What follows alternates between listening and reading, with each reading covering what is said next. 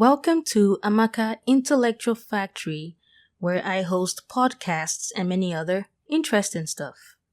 So here we are again, still on my book review on Virginia Woolf's novel Orlando, and this is part 6.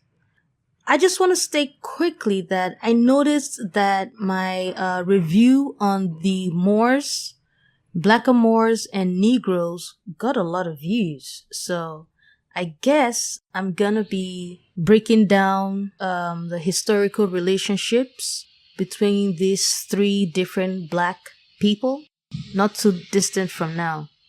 And please pardon the noise, it's coming from the maintenance guy in my apartment and there's nothing I can do about it. So without much ado, let us delve right into part 6 of 9 of my book review of Virginia Woolf's novel, Orlando.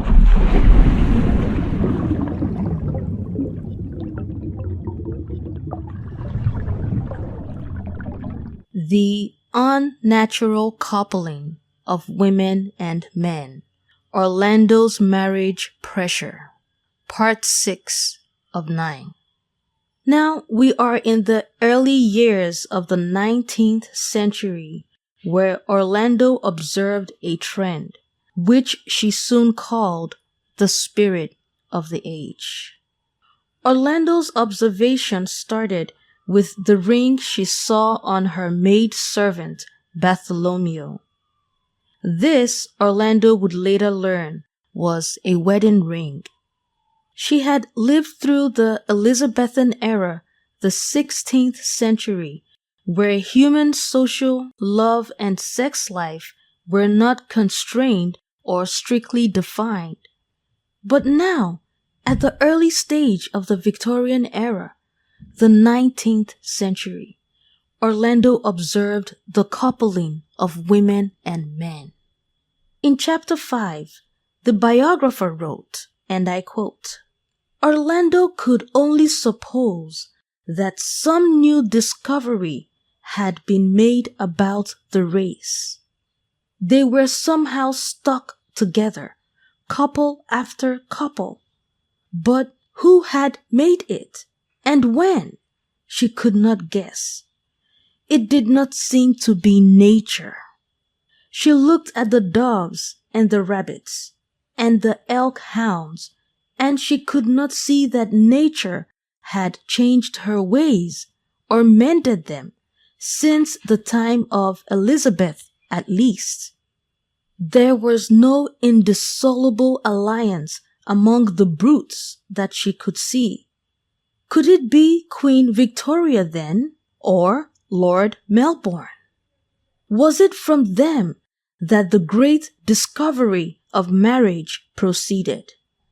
Yet the Queen, she pondered, was said to be fond of dogs, and Lord Melbourne, she had heard, was said to be fond of women." End of quote. This right here is where an avid reader of fiction and non-fiction would have a greater advantage and discernment than a person who is not into reading but decided to read this book. Why did I just make this statement though? Because I am an avid reader, and I know the Victorian era was the industrial era. Advanced technologies mushroomed all over Western Europe. Even more interesting are the conspiracy theories that say a great reset took place at the dawn of the Victorian era. I'm going to repeat that again. I know the Victorian era was the industrial era. Advanced technologies mushroomed all over Western Europe. Even more interesting are the conspiracy theories that say a great reset took place at the dawn of the Victorian era. Are you now beginning to see why I am of the opinion it would be doing Virginia Woolf's novel Orlando a great disservice to simply classify it as an LGBTQ classic novel. Was Virginia Woolf hiding knowledge from the old world in her novels? That I cannot answer right now until I read all or at least most of her novels. Now, on the subject of marriage, this novel gave us an idea of the time frame the propaganda of marriage exploded, at least in the Western world.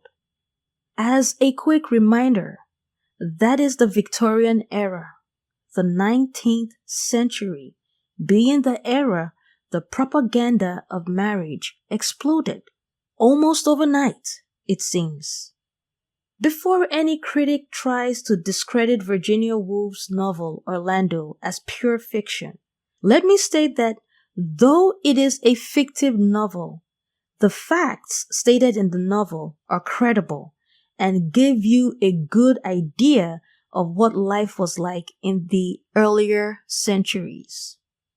It is not my intention to go in depth on the modern Western marriage propaganda that most likely started during the Victorian era, that is, the 19th century, as part of a great reset that took place because patriarchy started to gain momentum.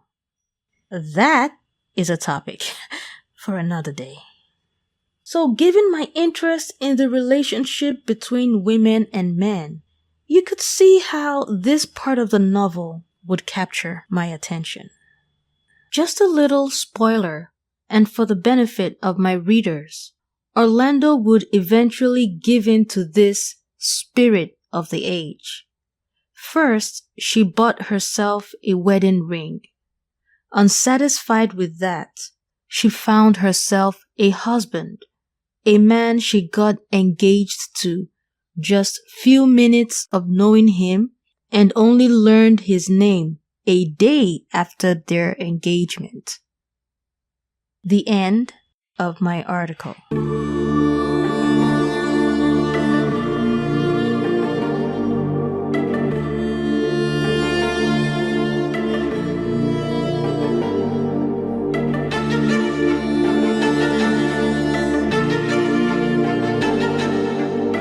As always, you are always welcome to share your thoughts, start a conversation, discussion. I would be right here to join you. I'm looking forward to it. I always look forward to it.